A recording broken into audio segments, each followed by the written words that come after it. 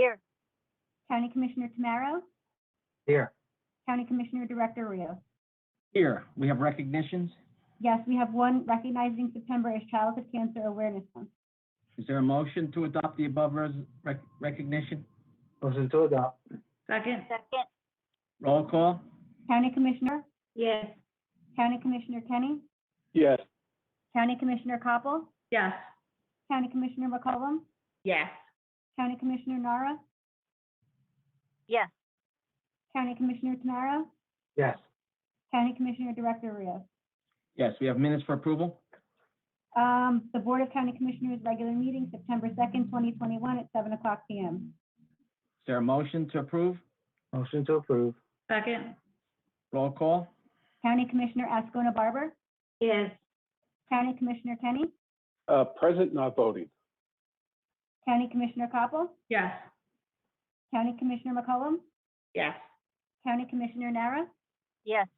County Commissioner Tamaro, Yes. County Commissioner Director Rios. Yes. The clerk, we're having introduction and first reading, and the clerk will read ordinance number 21-004. Guarantee Ordinance 21-004, Guarantee Ordinance securing the Middlesex County Improvement Authority's County Guaranteed Parking Revenue Bonds, Series 2021, Carteret Parking Project in an aggregate principal amount not to exceed $6 million, and authorizing a public hearing to be held Monday, November 15th, 2021 at 7:00 p.m. and authorizing publication thereof. Is there a motion to adopt ordinance 21-004 on first reading? Motion to adopt on first reading. Second. Roll call? County Commissioner Ascona Barber, Yes. County Commissioner Kenny, Yes. County Commissioner Koppel, Yes. County Commissioner McCollum, Yes. County Commissioner Nara, County Commissioner Tamaro, Yes. County Commissioner Director Rios, Yes. County Commissioner Nara, Yes. Reports to commissioners. Commissioner Clarabelle Ascona Barber. Thank you, Director Rios.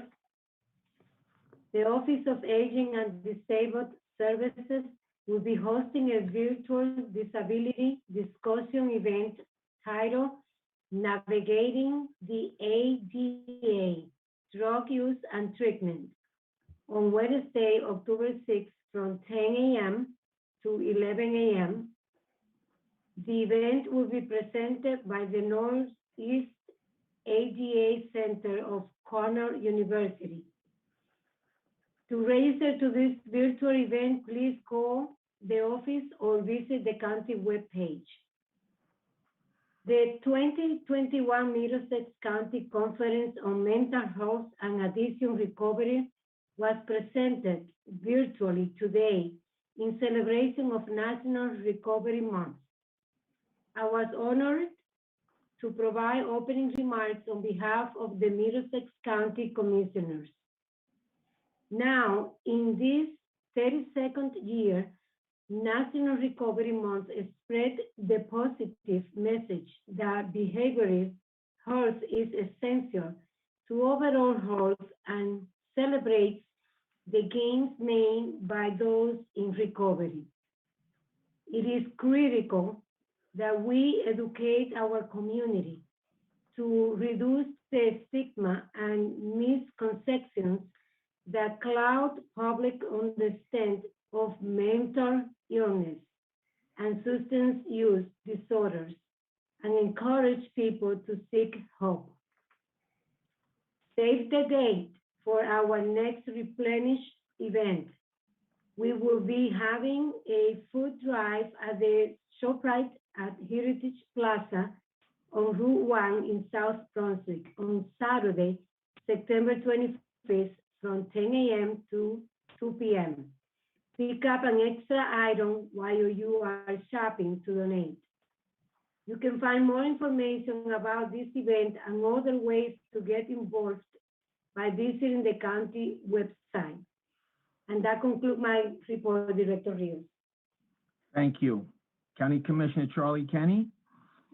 Good evening, Director. Thank you very much. A construction contract and award for replacement of the signal at French Street, Albany Street, Easton Avenue, and Spring Street, New Brunswick. is on tonight's agenda. Resolution 21-1208.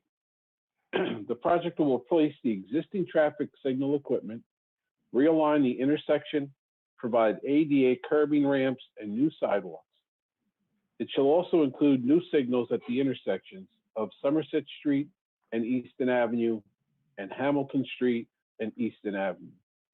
The roadway between the signals will be milled and paved along with new sidewalk and ADA compliant curb or ramps, and the project will begin this fall and last for 14 months.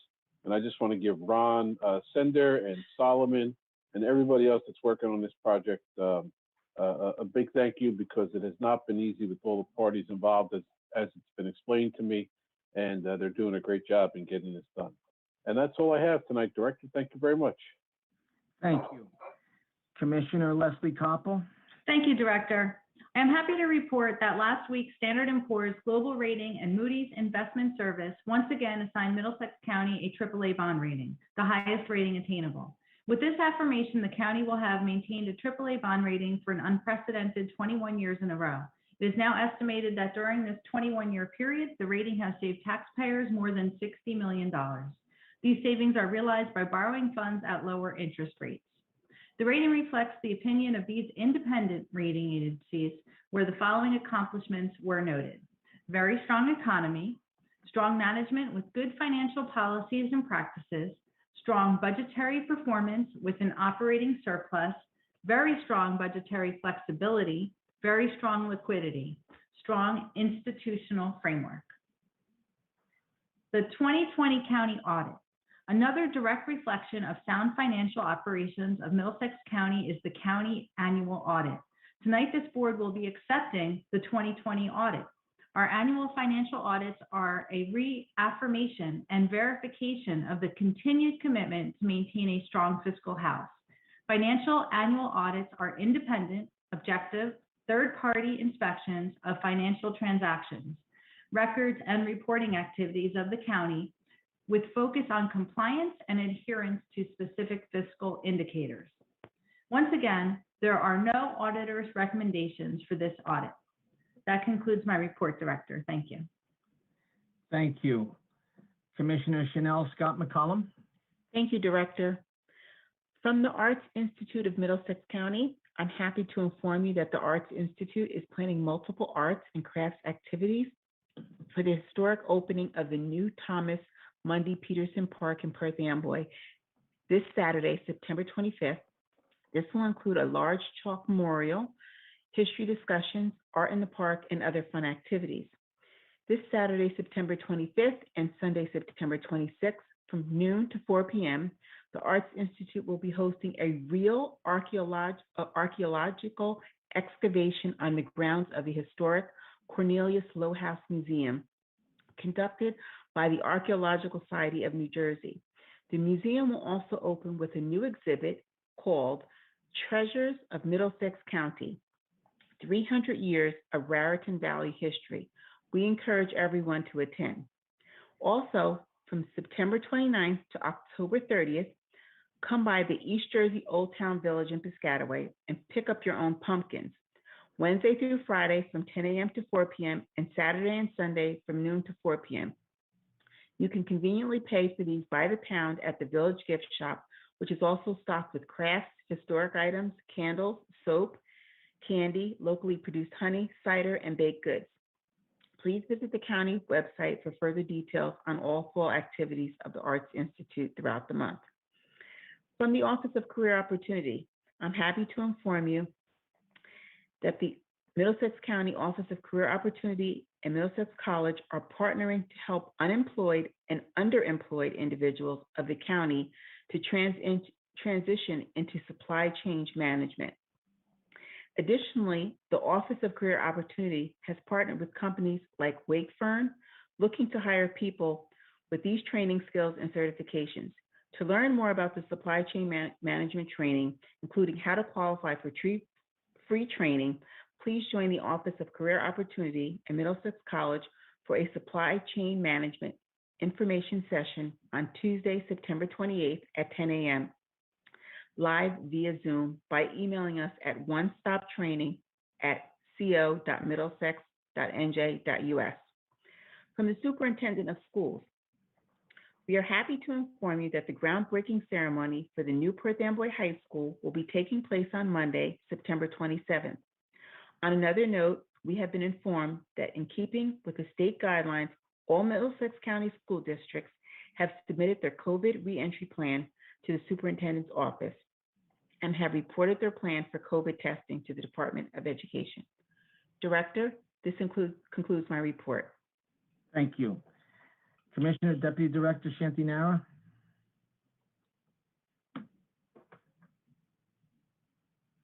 Deputy Director Nara. Thank you, Director. Sorry, having a little bit of technical difficulty there. From the Office of Emergency Preparedness and Management, during the end of August and the first week of September, Middlesex County experienced two major weather events. These storms were of such intensity that the state, along with the county, declared respective states of emergency. These tropical storms impacted all 25 Middlesex County communities. Our offices did an outstanding job in immediately assisting all the county's municipalities. During Ida alone, the total number of rescues and evacuations beginning Wednesday, September 1st, included 431 individuals, 47 canines, 17 felines, and 1 snake.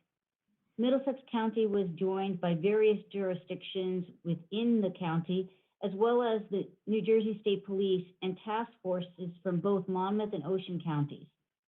Over 120 responders assisted in these efforts, along with the use of the county's boats, inflatable task force, high water vehicles, hydro truck, and other specialized resources and equipment.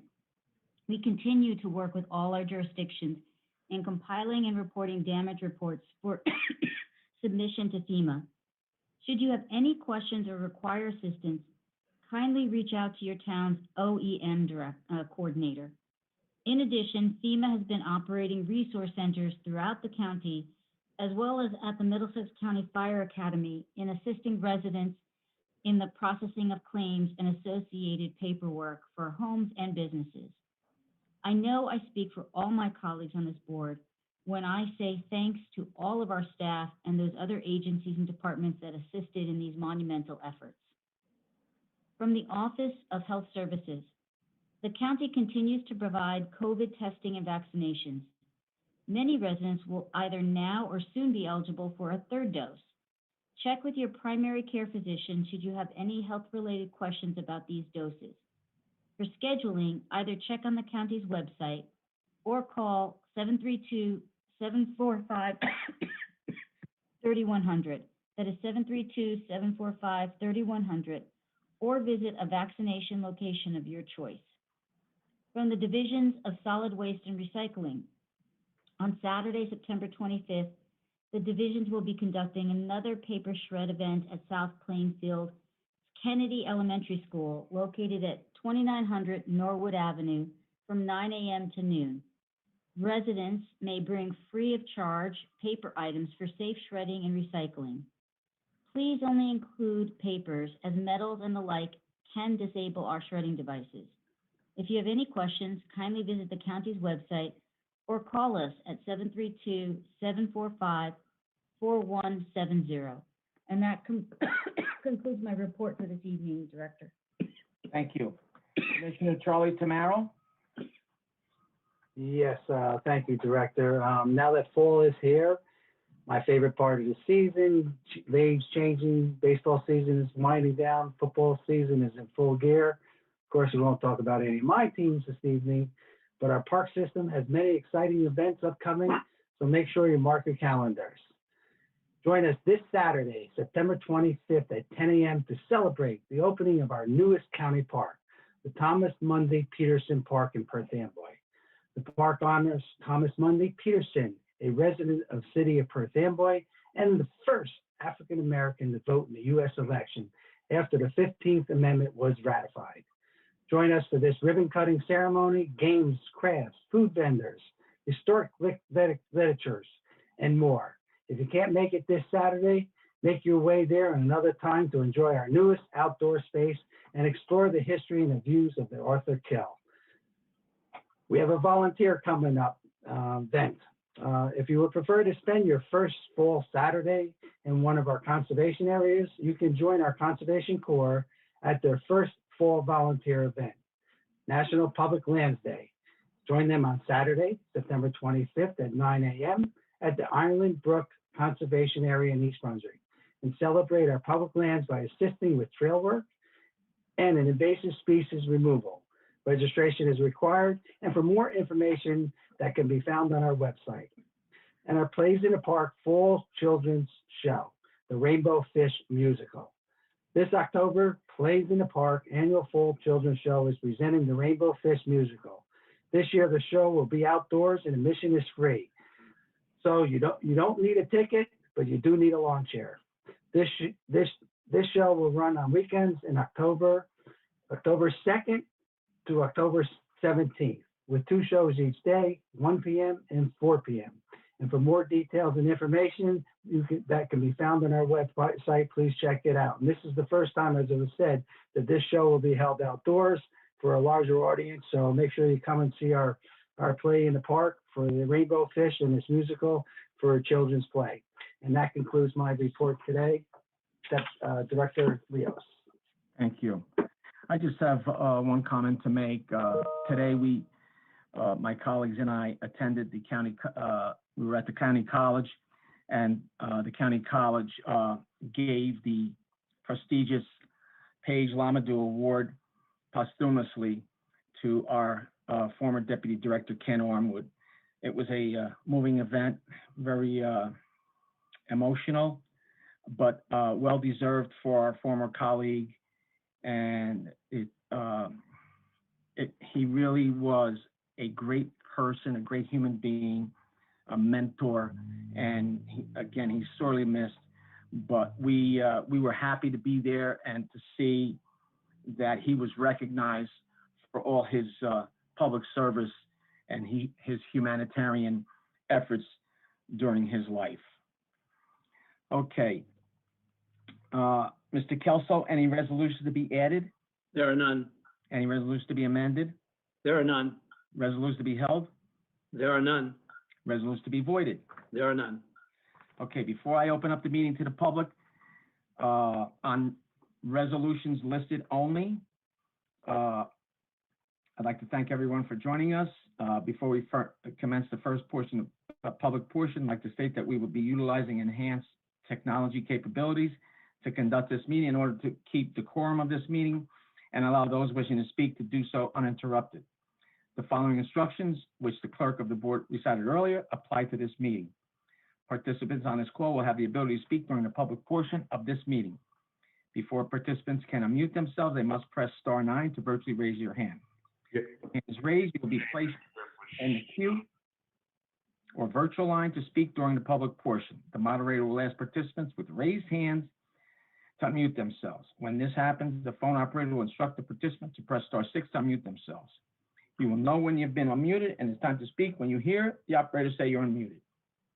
When a participant has either completed their comments within the 5-minute time limitation or told their allocated 5 minutes are up, they will be placed on mute by the moderator. So to recap these updates, you must press *9 to raise your hand, then press *6 when the operator tells you to do so in order to speak during any of the public portions.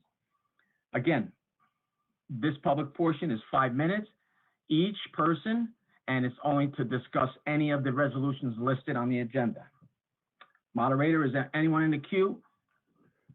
Commissioner Director, I'm going to unmute this first individual, but I'll advise you that this hand has been up since the meeting began. So we'll find out if it's resolution related or not. Okay. Hi, this is Ashley Hartwick from Highland Park. Can you hear me? Yes, I can. Hi. So yes, my hand was raised since the beginning just because I've never participated in a conference call like this before. So I wanted to make sure it would be up there. So I hope you're all staying safe and dry in this weather. I would just like to make a public comment about Resolution 21-1198-R. It's a Parks and Rec resolution about fence repair at Johnson Park. So you know, as you may know, we have a lot of people here tonight that are concerned about the Johnson Park Zoo, which we'll speak on later, But I just have some questions and a comment about this particular resolution, which is about fence repair in Johnson Park. So after the flooding of Hurricane Ida, a number of animals were missing from the zoo, and the statement was put out by the Parks and Rec Department saying that all the animals were accounted for, but we then saw deer running around the neighborhoods in Johnson Park afterwards. So my question about this resolution is, after there was this outcry about the loose deer, the second statement was put out by Parks and Rec, which said that a buck had escaped through a breach in one of the fences due to the storm. I'm reading from the statement right now. Escaped through a breach in one of the fences due to the storm, and the fence has since been repaired. So my question is, this resolution about fence repair, was it referring to that fence? Or if that fence was already repaired, is there a record of the money that was paid to repair it, such as in this resolution tonight? Or was there a previous resolution about repairing that one? We just need to know that because we've been reached out to by a lot of county workers who are very upset about how the flood was handled and said that's not what happened. The fence wasn't breached. The deer swam out of the enclosure because by the time they all got there, the floodwaters were over 10 feet high. Moving on from that, I just have a general question or comment about the other Parks and Rec resolutions on the table for tonight. Like for example, 21-1200-R, which is for acquisitions of blocks in Edison. I just see in general Parks and Rec is proposing to allocate a great deal of money in a variety of ways tonight in these resolutions. And our question here is, just because there is, you may know, there's a petition signed by 7,000 people at the moment to shut down the Johnson Park Zoo, if any of that money can be used for or can be allocated to shutting down the zoo and moving the animals, if that's something that is possible to be done with this money instead. Thank you all. Those are all the questions I have about those resolutions.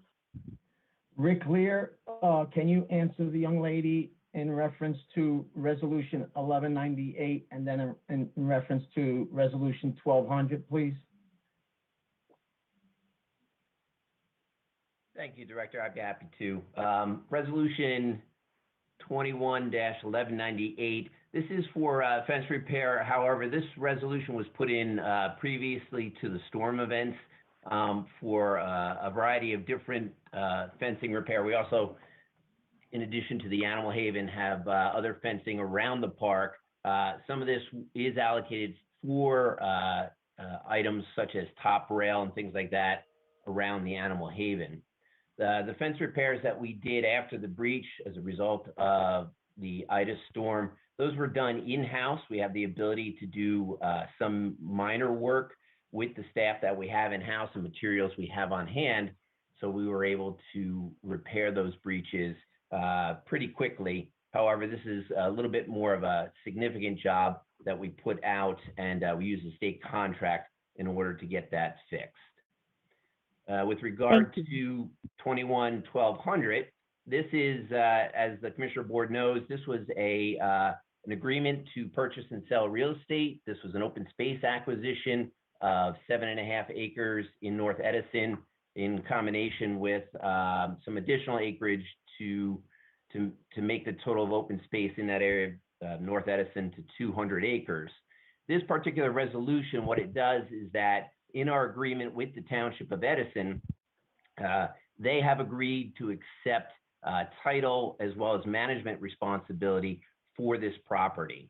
So what this resolution does is, number one, it just memorializes that agreement. The money is still the same as the actual purchase price that was allocated in the agreement to purchase and sell real estate. And then the conservation restriction gets recorded at the time of the closing of the property. This ensures that although the township owns and manages the property, the county will always have an interest in there, and the property will forever be preserved for conservation or recreation purposes only. So that gets recorded with the deed, and that kind of really solidifies our part in the acquisition. Thank you. Thank you. Anyone else in the public, moderator? Yes, Director. Okay, please state your name and address. One second, let me just allow that individual to speak.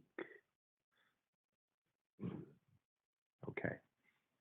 Yeah, please state your name and address. Yes, hello. You have 5 minutes to speak only on resolutions listed. Good evening, Mr. Commissioner, Director Charlie Cradaville from New Brunswick. I'm the editor of a community newspaper, NewBrunswickToday.com. Just want to start with a question about the meeting. Is it being recorded? Meeting's recorded. Thank you. I only ask because I know the last meeting recording has still not been made available to the public on the website. First resolution Charlie, I want to just ask about is Go ahead. Yeah, 1148, the Special Opioid Litigation Council, Willents, Goldman, and Spitzer. Can Mr. Kelso enlighten us as to what role that firm will play and what the compensation is going to be for them? Mr. Kelso, can you answer that question, please? Yes, as Charlie, I don't know if you're aware, but there is national opioid litigation that's occurring throughout the country. Various counties, municipalities, and states are making claims with regard to the proliferation of opioids and the costs that have been incurred as a result of having to contain what we would call an epidemic of opioid addiction. In this case, we went out for a request for qualifications for firms with an expertise with regard to the opioid litigation, and the firm of the Willents firm provided the qualifications for that purpose. The firm will be handling this on a contingent fee basis, such that the county does not expend any funds with regard to costs or hourly rate for attorneys, and they're only going to gain compensation to the extent that they are successful in securing funds for the county in the way of damages. Okay, thank you. I'll move on to 1188 is expenses related to the election. Some $250,000 to various vendors. Can I get some more details on what services or products are being supplied for the $250,000? John Palomino, can you answer that question, please? Yeah, I think Anna's on the call. She may have some more details. I don't have those details with me right now. Ann Hartwick? Or Joe Perez. Yes. One of the two. I'm sorry. Yes, unfortunately, I can access the meeting, but I can't get into the details of what's being purchased, but I can provide that information to you tomorrow. Director? Okay. Did you hear that, Charlie Crowderville? I did. Okay. Ann will get in touch. I was just saying, I think Commissioner Kenny had something. Commissioner Kenny, yes? Yeah, just sanitizing wands, disposable styles, some ballot bags, some security equipment, some miscellaneous supplies, and some signage. Appears to be the items that are being purchased. Okay, thanks. I'll move on to the aforementioned 1208. This is $4 million for the new traffic signal at Easton, French, and Albany, and the Spring Street, relocation.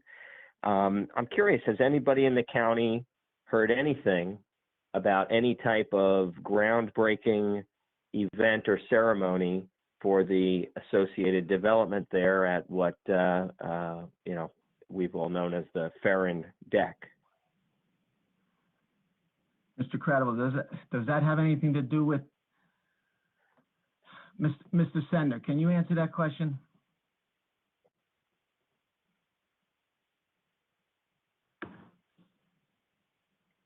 Commissioner Director, this is John Palomino. Yes, John. Yeah. Again, obviously, that's related to the specific road work that's going to be done. I know that they're going to announce a groundbreaking for that site now that they've got a number of entities lined up who are going to be occupying those facilities, but I'm not familiar on the date at this point. Time's up. Okay. Thank you. Okay. I'll speak to you later. Anyone else, moderator? Yes, Director. I'll allow the next individual. Okay.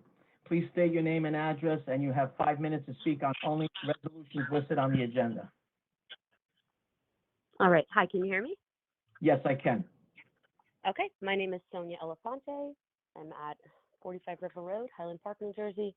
And my question is also about Resolution 21-1198-R.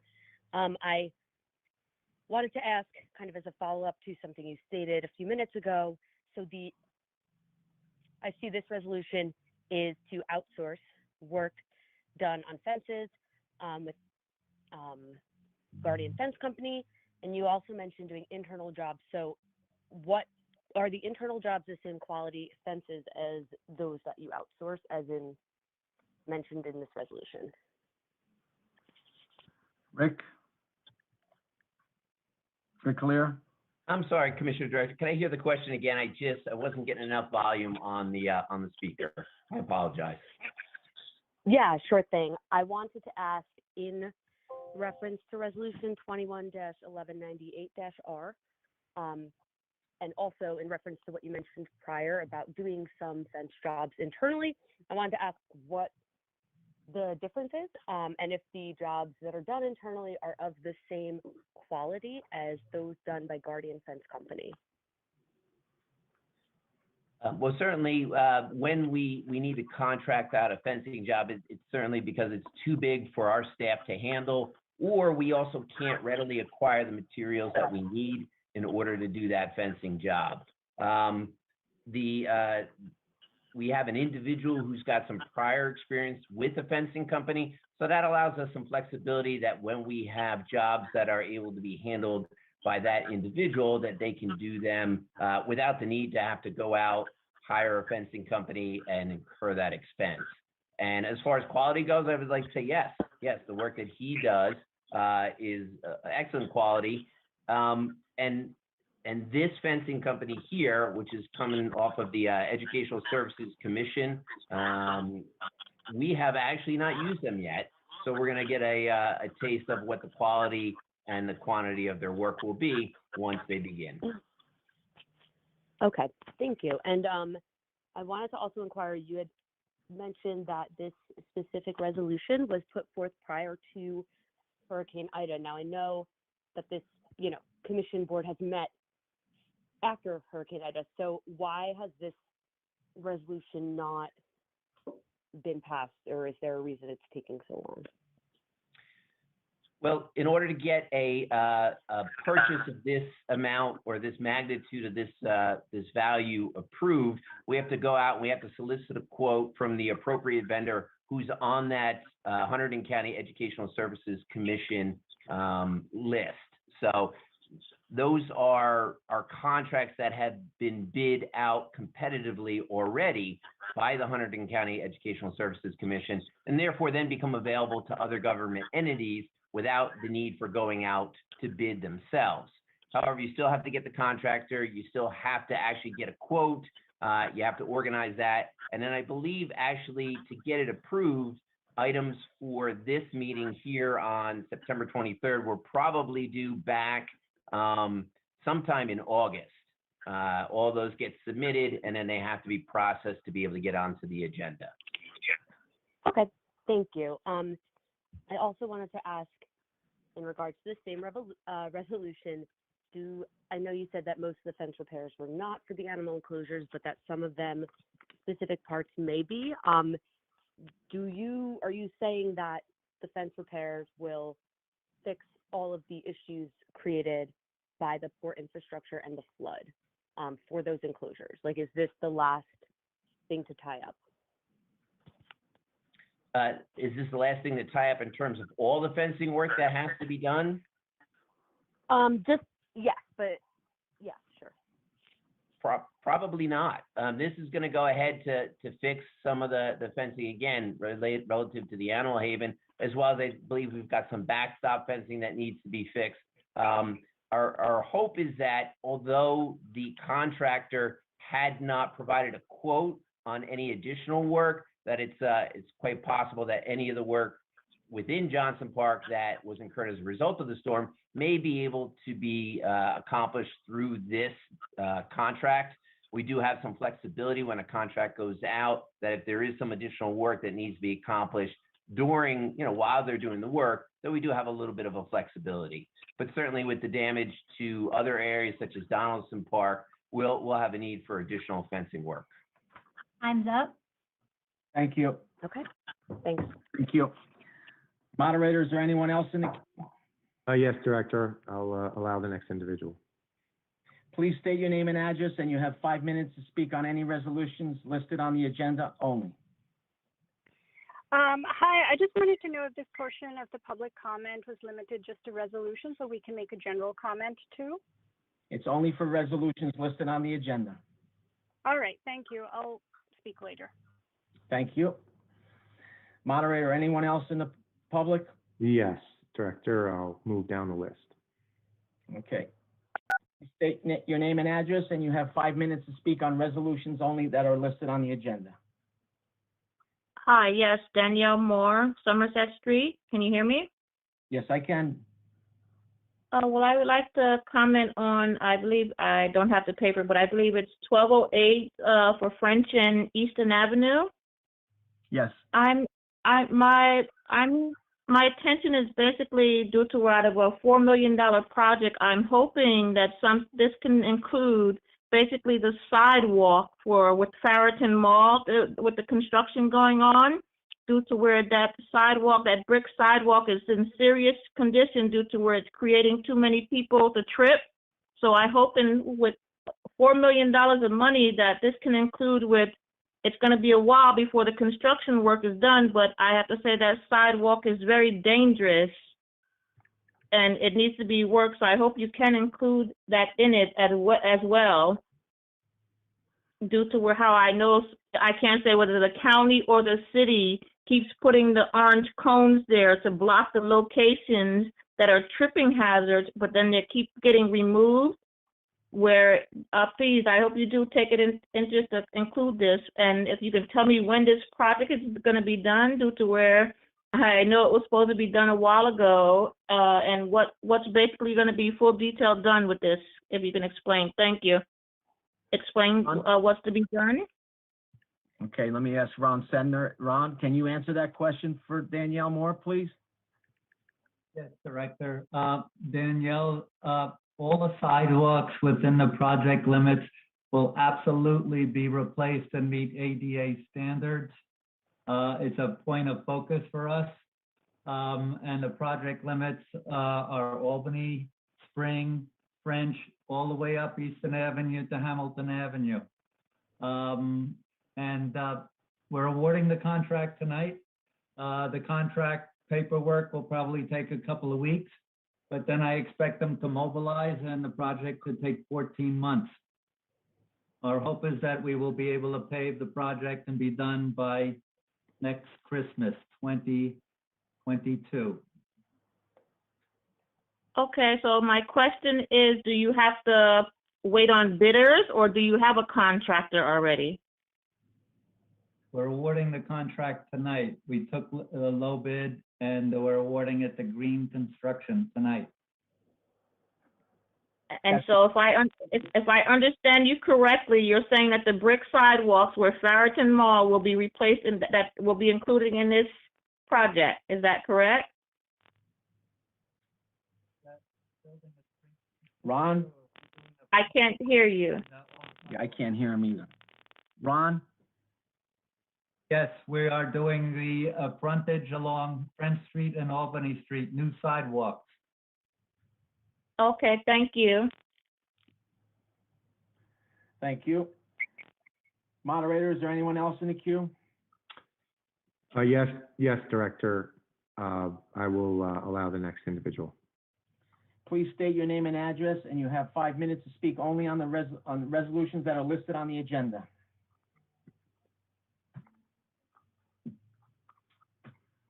Hello? Hi, yes, my name is Kristen Billick. I'm from South Plainfield, and my question is in regards to Resolution 21-1198-R. My question is regarding the fencing and the repairs. What is the plan for the animals that are at the Animal Haven in regards to keeping them safe while the repairs are going on and machinery is being moved into the area. Rick, can you answer the lady's question? Yes, thank you, Director. At any point that machinery would be required, we would be able to divide out the animals, put them into a different section of the animal haven that would allow the contractor to work. It's highly probable that the work they're going to do is either going to be done by hand, in which case we would have them do that from the outside of the fence. But of course, if machinery is needed, we can certainly make those accommodations to keep the two of the groups separated. Thank you. Thank you. Moderator, anyone? There are no others, Director, at this point. Is there a motion to close? Motion to close. Second. All in favor? Aye. Opposed? Motion carries. Okay. Are there any items to be removed from the consent agenda and voted separately? Director, I have 2 items. Okay. I need to exclude for myself Resolution 21-1159R and 21-1160-R. Any other commissioners? Director, I have 2. Okay. 21-1235R, 21-1236R. Any other commissioners? Okay, Mr. Kelso? Yes, Director, a motion would then be in order to adopt a consent agenda consisting of resolution numbers 21-1144 through resolution 21-1236, excluding resolutions 21-1159 and 21-1160, and 21-1235 and 21-1236 to be voted upon separately. Is there a motion?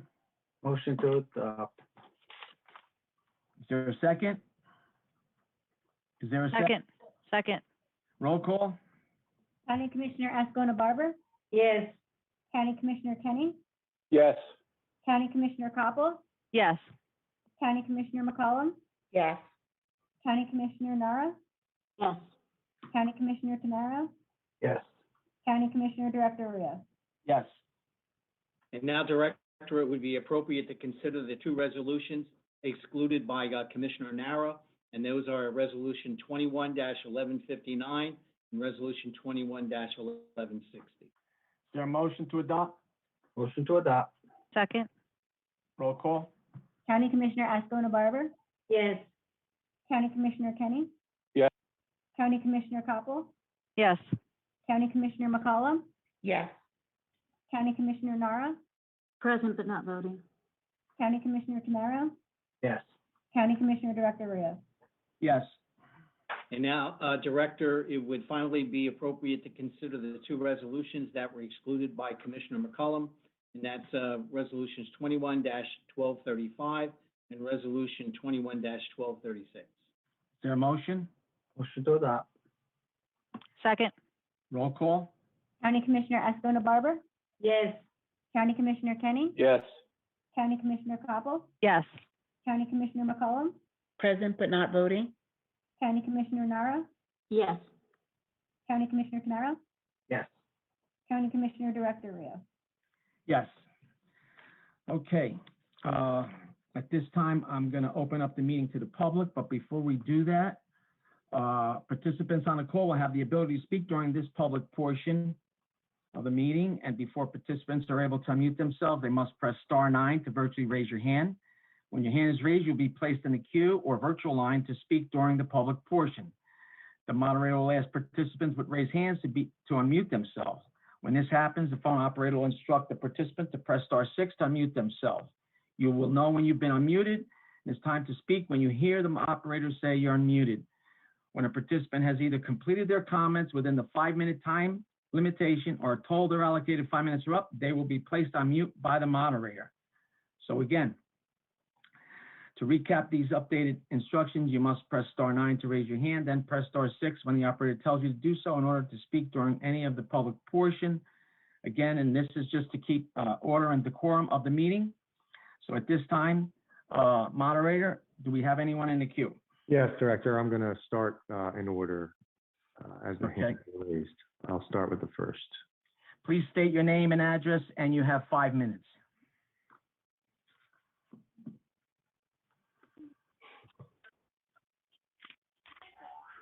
Hello? Hello? Hello? Oh, so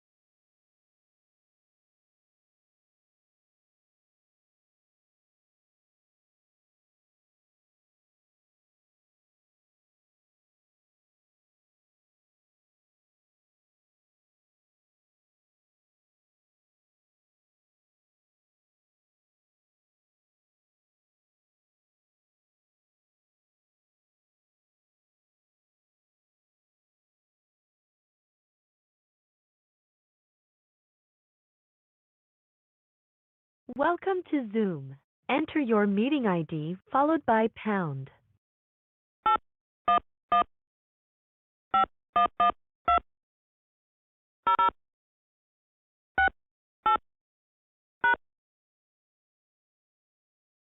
Enter your participant ID. Please enter the meeting passcode.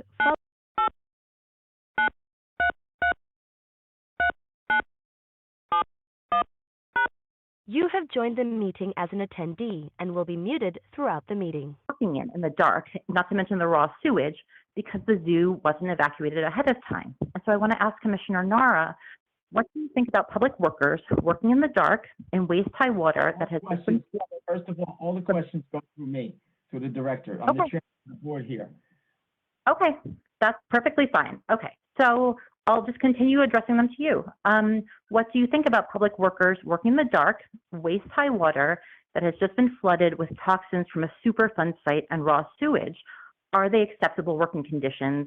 Does that risk the lives of public workers?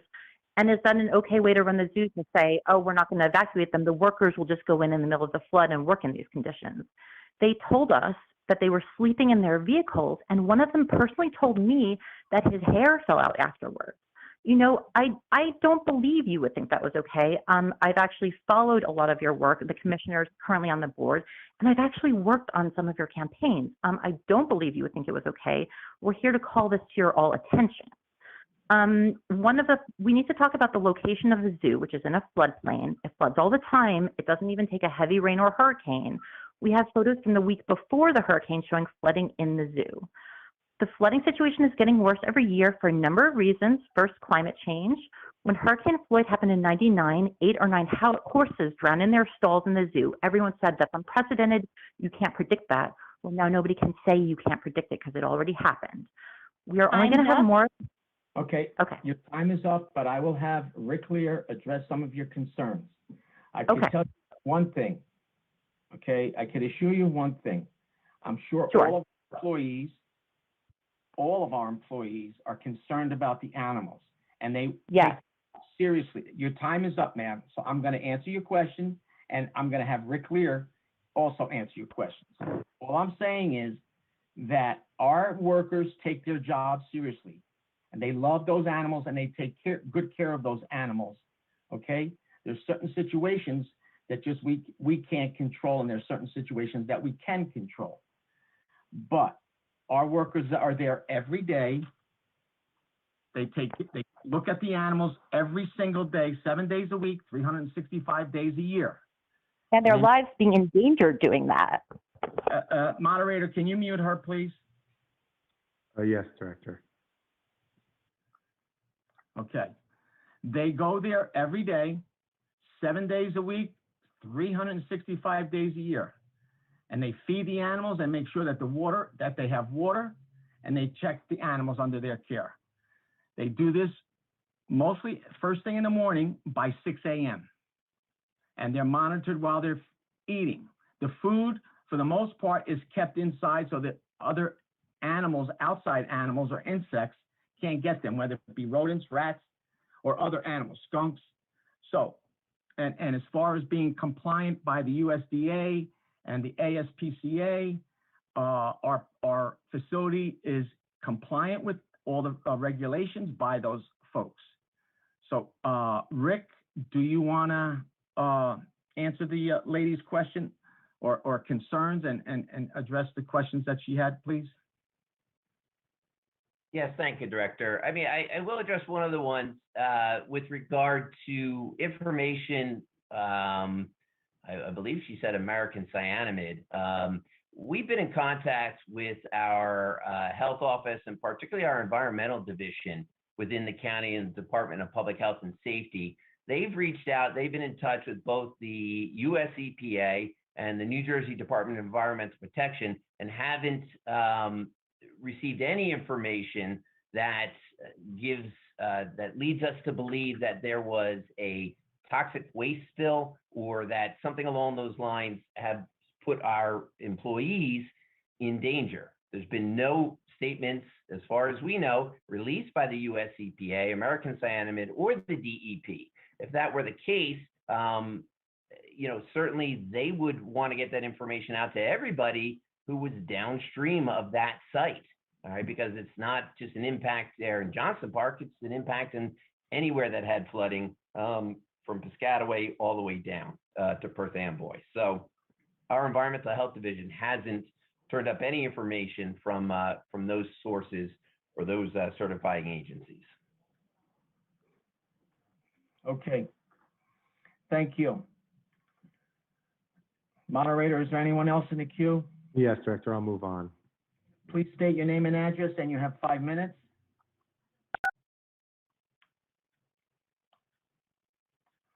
Hello? Can you state your name and address? Danielle Moore, Somerset Street. Can you hear me?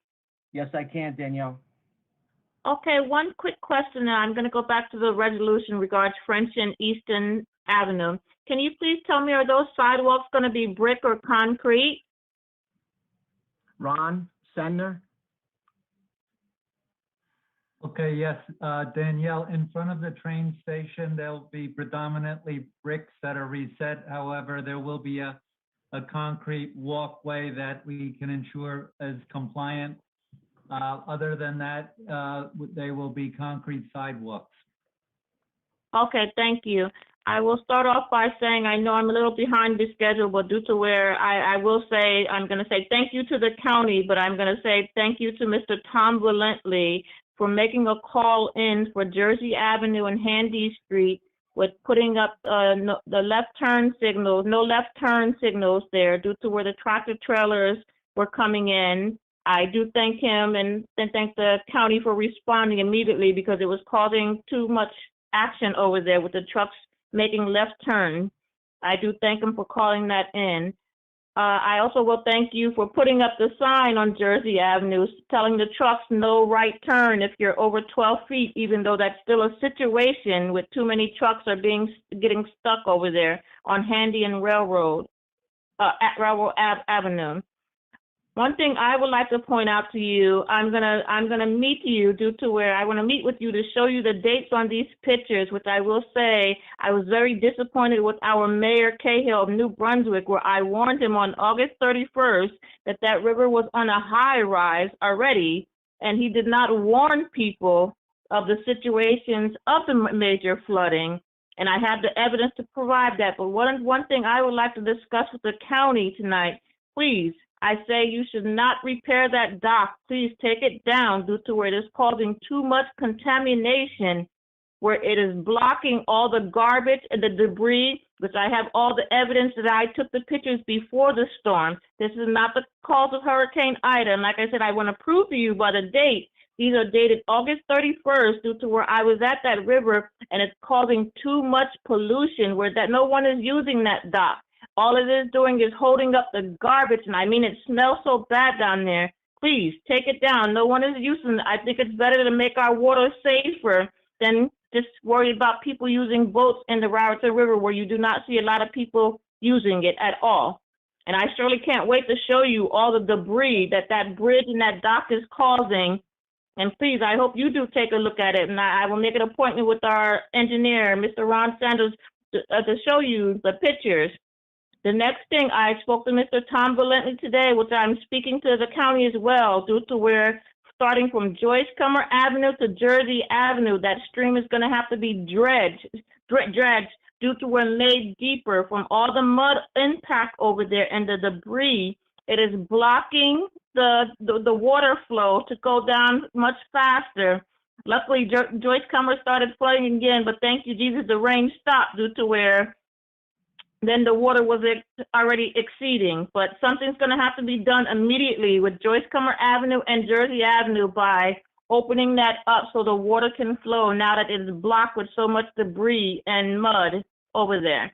The next thing I would like to say, wow, Livingston Avenue is coming out great due to where a lot of people are blaming the cause of so many accidents on Livingston Avenue of the project. But no, I say it's not the project. The project is to slow the traffic down, which is working. But I say New Brunswick Police Department needs to get out there and do their job and start writing tickets to slow these drivers down. Due to where my main concerns, that's where Livingston and Sanford, Livingston and Delavan, now that you have 3 major schools in one location, and due to where how the parents are blocking the one lane and creating an accident where the cars are turning into the center lane, I pointed out to the police department, to the Board of Education. Now, due to where this is a county road, I hope you step up and point it to the, once I showed our engineer, Mr. Ron Sanders, all the pictures, the evidence, and videos. This is going to create a major situation over there on Livingston Avenue, and I surely don't want the project to be blamed as fault due to where the project is great. I will say great job on that, but I hope, like I said, I will set up an appointment with Mr. Ron Sanders to where I can show the evidence of Boyd Park and the evidence of Livingston Avenue. Your time is up. Thank you. Moderator, can you let Yes. the next person in, please? Yes, Director, I'll move on. Please state your name and address, and you have 5 minutes. Hello?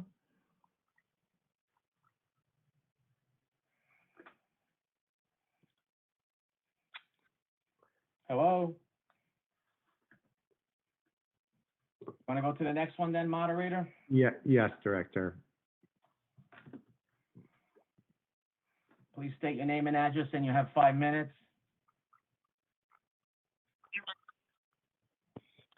Hi, my name is Nisha, and I live at 14 Overbrook Road in Somerset. I'd like to just ask that the animals from Johnson's Park be moved out to sanctuaries and no more animals be kept at Johnson's Park going forth. Most animals kept at this location are herd animals, and yet they're kept in complete isolation without any environment enrichment.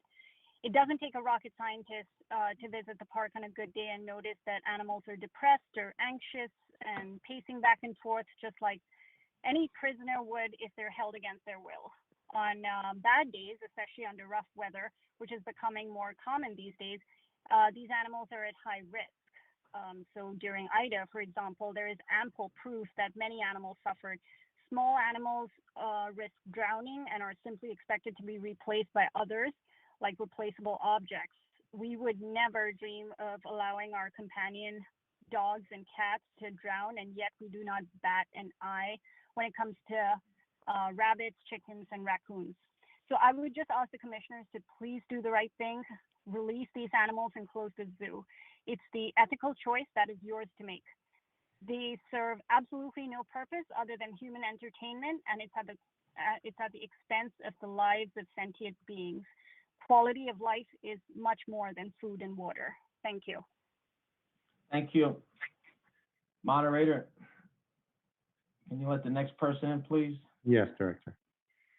Please state your name and address, and you have 5 minutes. Yes, Mr. Director, Charlie Cradaville, New Brunswick, Brunswick Today. I sincerely hope everyone who's listening to this is doing okay. I know it's been through a lot, and I do want to say rest in peace to the 3 individuals who lost their lives in the horrible storm on September 1st, and sincere condolences to their families, loved ones, and friends who lost them in the storm. I want to echo the concerns about the animals at Johnson Park and the concerns about the sorry situation at the New Brunswick Landing, which, for those who don't know, is in Boyd Park here in New Brunswick. There was a fantasy once upon a time that people would ride their boats to New Brunswick and they needed a place to park them before they came and gallivanted around town.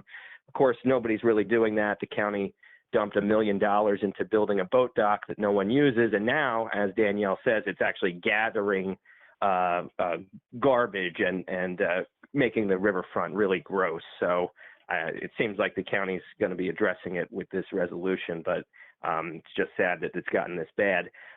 May I ask about the family courthouse, I believe built by New Brunswick Development Corporation? Is it true there was major flooding and severe damage there and that the building's going to be closed for many months? I don't know, but John Pulamina, do you know that? You know anything about that? John?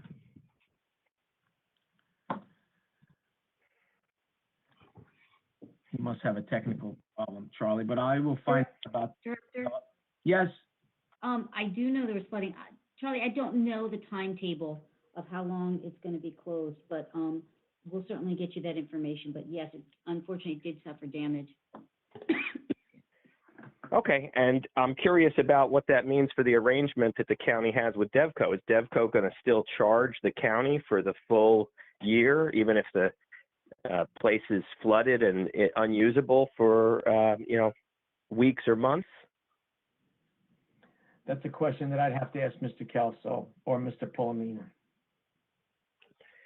Both of whom have very strong ties to Devco, I'll point out, and I'm, concerned about the county continuing to be subservient to Devco. We're hearing that, the county's going to pour $4 million into fixing up an intersection that just coincidentally happens to be at the same place where Devco's planning a huge building or series of buildings. And no one in the county government can even tell us when or if there's a groundbreaking, but you're all moving to provide the support for that development by fixing up the intersection. And I want to caution you about this project in that Farron Mall site. I think that Devco ought not to be involved in developing that site. Obviously, their family courthouse is not serving the county well because it's been victimized by the storm. But they've also had a number of other problems. I know the county chipped in some money for the failed wellness plaza that was supposed to have a supermarket in downtown, and now the county is on the hook for even more because you're going to be bailing out the parking authority by renting out that supermarket space and trying to turn it into a law enforcement use. That was a boondoggle. Devco really screwed up with that supermarket and burned New Brunswick. People were promised a supermarket. We were promised good paying jobs, hundreds of jobs. And that really, I can speak firsthand to that. That didn't happen. And now Devco's latest scheme with Robert Wood, they lied to the public about kicking the kids out of Lincoln Annex and said it wasn't going to cost any taxpayer money and we'd get a free school out of the deal. Well, of course, that's not true because you all put in some $25 million so far and you borrowed another $60 million to facilitate the parking garage, this monstrous monument to corruption, the parking deck designed by Timothy Haas and Associates, the disgraced firm that's changed their name to THA Consulting. And of course, as I pointed out at the last meeting, Devco lied to the New Brunswick Planning Board, presenting a non-architect as an architect to that board. And, that's a no-no, and that's a bad sign if they're lying to the public, lying to the Improvement Authority, lying to the Planning Board. They should not be doing business with the county, and you certainly shouldn't be bending over backwards to assist them in their endeavors when they can't even so much as provide basic responses to questions such as, what's the status of the promised replacement school? We've got kids in New Brunswick going to school in an industrial warehouse. There's the building on 40 Van Dyke Avenue, and the replacement school has not been provided. Please. Your time is up. Moderator, next person, please. Yes, I will unmute them. Please state your name and address, and you have 5 minutes. Hello, my name is Sonia Elefante, Highland Park, New Jersey. Can you just confirm you can hear me? Yes, I can. Can you just take a little louder? Yes, can you? Okay. Yes. So, thank you. I am speaking on behalf of the animals at the Johnson Park Zoo. I do have several points I want to bring up, and I will try to fit them into the 5 minutes. I fully acknowledge that the storm was unprecedented in many ways. However, as some people mentioned previously before me, this zoo, first of all, it's in a floodplain, higher ground, according to the FEMA flood map, up to River Road, up until the actual street, is considered a high-risk flood area. So, quote-unquote, higher ground is still a flood zone, to my knowledge, and thus still poses the same type of risk that closer to the river would pose. And as we all know and saw and witnessed, the entire area flooded. Animals have died there in the past, during past hurricanes. So again, not unprecedented because we've had storms before. I would be very, very curious to see a copy of the emergency management plan. If this is considered a sanctuary, I know that they have to adhere to different types of rules and laws. I don't know if it's considered a nonprofit or not, but that's even additional rules. So I'm sure there's an emergency management plan somewhere. I'd be curious to see what it says because it doesn't seem that it was followed. I also expressed concern for the workers who were there for 24 hours. This is not their decision. This is not their fault. No one is saying they don't care about the animals, but what we're saying is that they're employees who, if they want to keep their jobs, they had to put themselves in a hazardous situation. Also, Pfizer and the EPA did confirm that there was substantial flooding, and that there was some overflow at the Bridgewater site. So again, very concerning information. I do also want to share that, we do have almost 7,000 people who have signed a petition, and I believe about 1,500 in the second one, so totaling about 8,500 individuals who signed a petition, made comments, and are very involved in seeing these animals move to a better situation.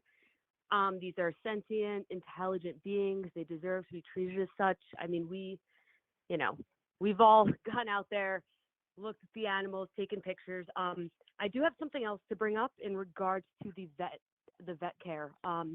We were told by Piscataway Township that all of the vet records were destroyed in Hurricane Ida. So I would love if someone could speak to that, because A, where were they stored that they were so easily destroyed?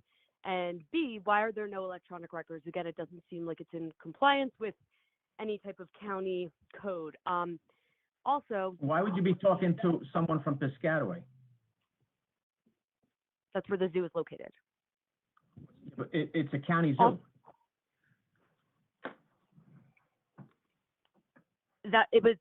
It might have been I'm sorry, I did not personally request the records. I was just given a copy of them. Also, the vet's, paperwork just says that they toured the zoo and observed the animals that appeared to be in good health. It doesn't sound like any type of medical or vet bill I've ever received. Observing animals and how they appear, they didn't appear to be all in good health to me, someone with no veterinary knowledge, because, as you know, there's a goat with arthritis, like limping and breathing heavily. And I also just wanted to, again, bring up the fact that I know Rick had said prior that the nature of a chain link fence is not to keep out water. If a chain link fence is what is keeping the river from these, again, sentient live animals in a flood zone and quote unquote higher ground, it's still a high risk flood zone according to FEMA, then what are we doing? It doesn't add up. If there's nothing to keep the water out and they're in a flood zone, I wouldn't buy a house in a flood zone personally. I would not let people I loved or animals in there. So why are these animals any different? And then lastly, I just wanted to, again, say that there's so many people, over 8,500 people have signed petitions. We care. We're willing to assist.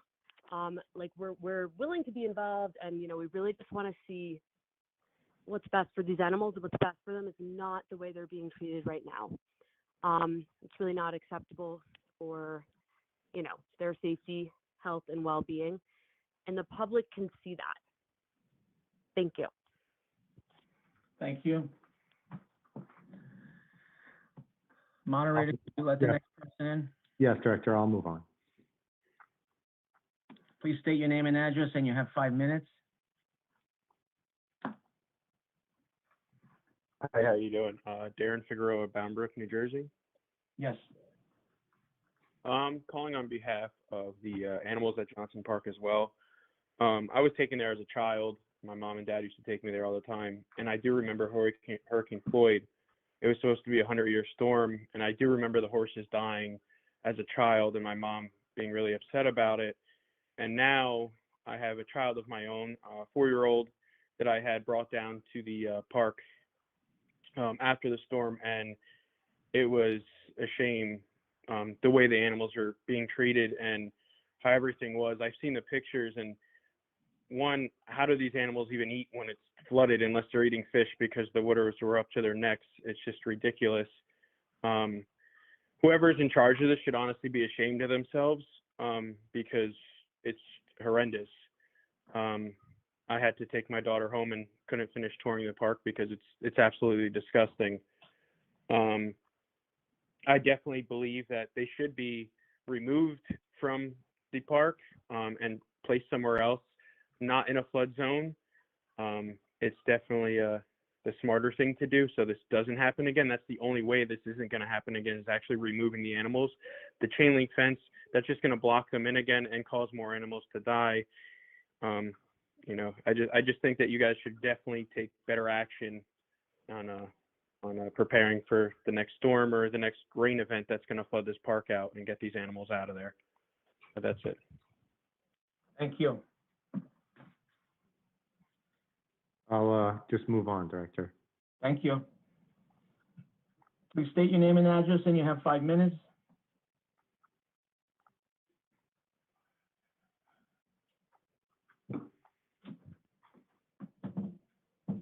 I can come back to this individual, Director, if that's okay. Okay.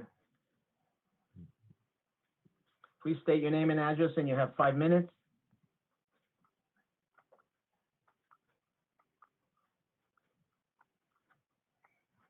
No answer, moderator? Hello?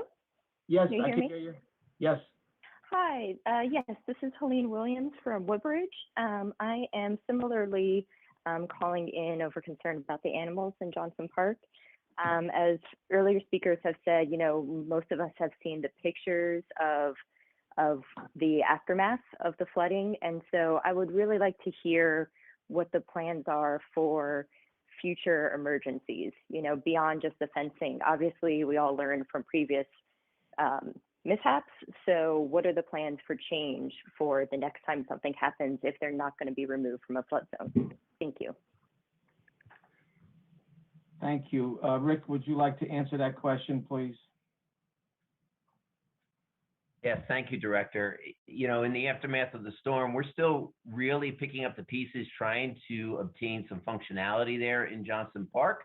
The staff is doing a great job. We did already actually have a very good debrief with our Department of Public Health and Safety. Their OEM team came down. We met with them, and they gave us some very good, solid preliminary feedback.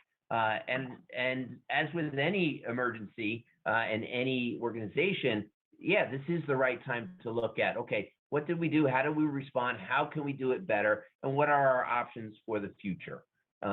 Certainly the one caller said, and I think there's no doubt that climate change is a real thing. There shouldn't be any other doubts about that.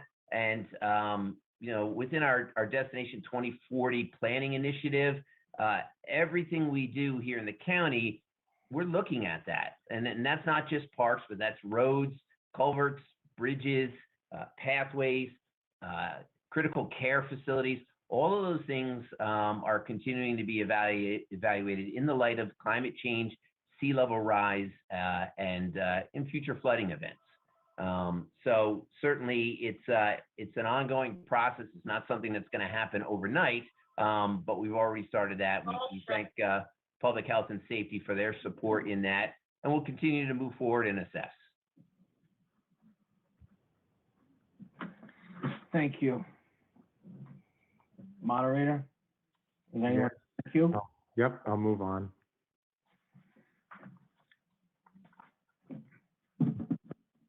State your name and address, and you have 5 minutes.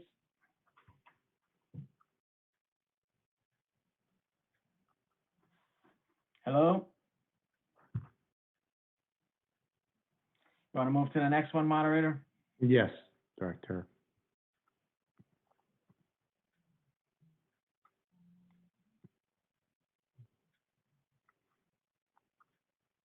Please state your name and address, and you have 5 minutes. Nancy Zell, 6 Long Street, Piscataway. Certainly, this is not the first flood in 50 years. This animal haven has been housed in this area for 50 years, since the 1970s. So since the 1970s, we certainly have had enough time to make a plan for the removal of animals during a hazardous condition. Approximately how many floods have we had in the past 50 years in that park? I can't answer that Any question. idea? I'm only on the board 13 years, I'm sorry. Okay, in 13 years, we certainly had Floyd. We had lots of time after Floyd, and now we had Ida. So this is no great surprise. However, it is an injustice to these animals. I'd also like to know when we will have the answers to many of the questions that were asked at this meeting. I think we're in, our Parks and Recreation Director, Rick Lear, is answering questions. He's only answered one or two, and I mean, there have been many, many questions. Sonia raised approximately 10 questions. I am raising 2 of them. I would like specific answers as to when we can get answers to these questions and or a meeting with Rick Lear in person. I will have, leave your name with the clerk tomorrow morning. Or if you want to leave it now, but I would leave. Sure, I gave my name already. The name is Nancy Zell, Z-E-L-L, 6 Long Street. Ma'am, what I would recommend is for you to call the clerk's office tomorrow and give her your phone number so he can get back to you. So you're not advertising. No problem. Over here. Okay, no problem. Rick, how many animals died in that flood?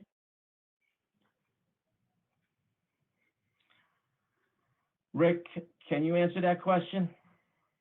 Thank you, Director. I can. We lost a pig in Merrill Park due to the unfortunately to the flash flooding that happened in that area of Woodbridge. And did you lose anyone in Piscataway? We did not have any fatalities in Piscataway. We did, as was mentioned before, there was a buck that had wandered out of the pen due to the breach, which with the assistance of our vet was recaptured and brought back. Okay. There was an offer from the sanctuary called Anarchy for Goats. She called specifically to Middlesex County and to the Rangers to offer help to get the goats out of shoulder deep water. This offer was declined. Goat's skin rots after being in water for 24 hours. So I'd like to know, why was this declined? She has a trailer. She would have brought it down and helped with these animals. Why was this free offer declined? So just to clarify, the organization you're speaking about is Goats of Anarchy, which has a facility out in Hampton, New Jersey. Is that correct? Correct. Okay. We spoke with Miss Leanne Lauricella from Goats of Anarchy on Tuesday. We had a very productive and informative conversation with her.